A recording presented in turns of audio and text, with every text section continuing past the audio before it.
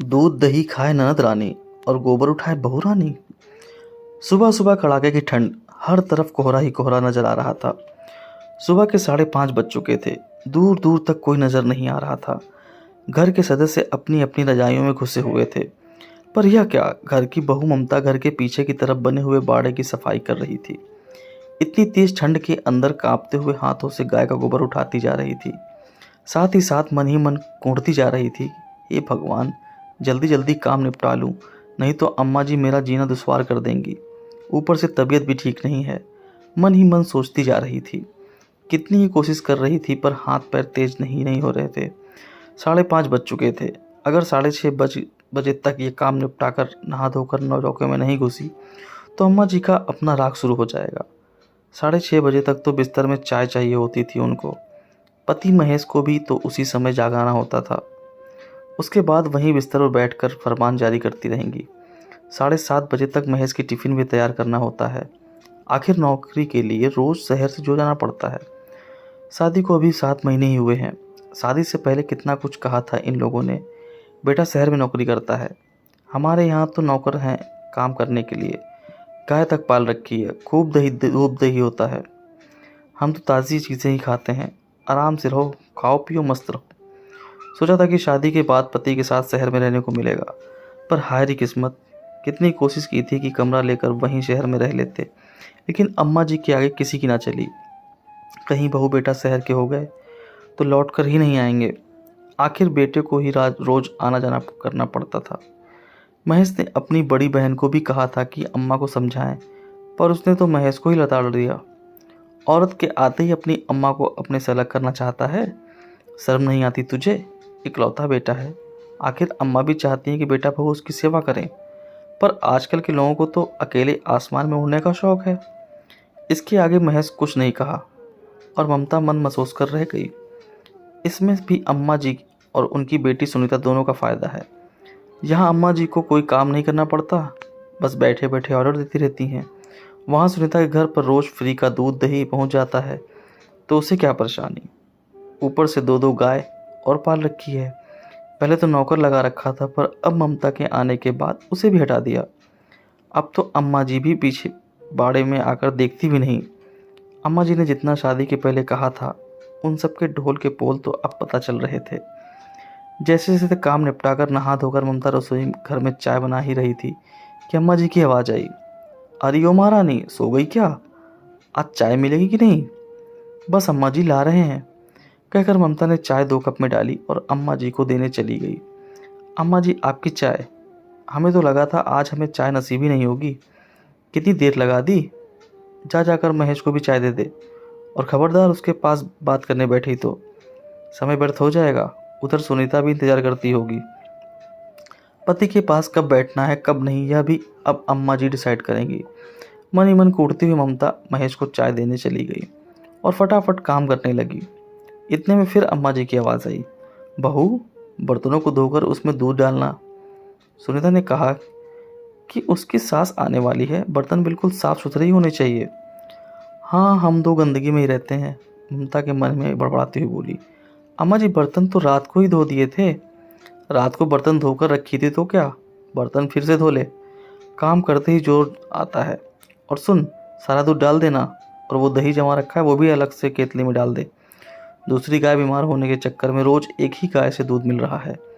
वहाँ शहर में तो कहाँ ताज़ी चीज़ें खाने को मिलती होगी उसे। यह सुनकर के ममता के हाथ जहाँ काम कर रहे थे वहीं रुक गए। मन ही मन सोचने लगी, सारा दूध भेजने के लिए कह रही हैं, फिर तो घर में कुछ भी नहीं बचेगा, फिर मेरी तबीयत भी ठीक नहीं रहती। डॉक्टर तक ने मुझसे दूध लेने को कहा है। इतना काम करने के बावजूद भी मुझे कुछ भी खाने पीने को नहीं मिलता। महेश और अम्मा जी तो अभी नाश्ते के समय 1 गिलास दूध गटक लेंगे, पर मेरा क्या, मुझे तो चाय भी नहीं पीने देती। कहती हैं कि चाय पीकर रसोई में काम करेगी तो रसोई झूठी हो जाएगी। आखिर हिम्मत करके अम्मा के पास गई तो देखा अम्मा जी मोबाइल पर बात कर रही थी। ममता को दरवाजे पर खड़ा देखकर बोली, अरे तो अभी तक यहीं खड़ी है, जल्दी से दूध केतली में डाल, वहाँ सुनीता दूध का इंतजार कर रही है, देख उसका फ़ोन भी आ गया। आखिर हिम्मत कर ममता बोली, पर अम्मा जी सारा दूध भेज देंगे तो घर के लिए दूध नहीं बच पाएगा, अब क्या करना है दूध का? नाश्ते में सब दूध ले ही लेंगे और कोई मेहमान आए तो पड़ोस की दुकान से मोल ले लेंगे। पर अम्मा जी, मुझे बहुत कमज़ोरी हो रही है और आपको पता ही है कि डॉक्टर ने कहा था कि सुबह शाम 1 गिलास दूध ले लिया करो। ओह, कुछ नहीं होता, शरीर को जैसा बनाओ वैसा बन जाता है। इसलिए काम चोरी छोड़ करके ज़रा जल्दी जल्दी हाथ पैर चलाओ ताकि शरीर मजबूत बने। और वैसे भी मेरी बच्ची के दूध पर नज़र मत मार। भला कभी सुना है कि बहुओं को भी दोनों टाइम दूध पीने को मिलता है? अम्मा ने अपना मोबाइल स्पीकर चालू कर दिया। ले सुनीता, सुन आजकल की बहू के नखरे। अरे अम्मा, अपनी बहू से तो पूछ कि उसके मायके दूध दही की नदियाँ बहती थी क्या? अरे ससुराल में ऐशो आराम मिल रहा है तो सिर पर चढ़कर नाच रही है।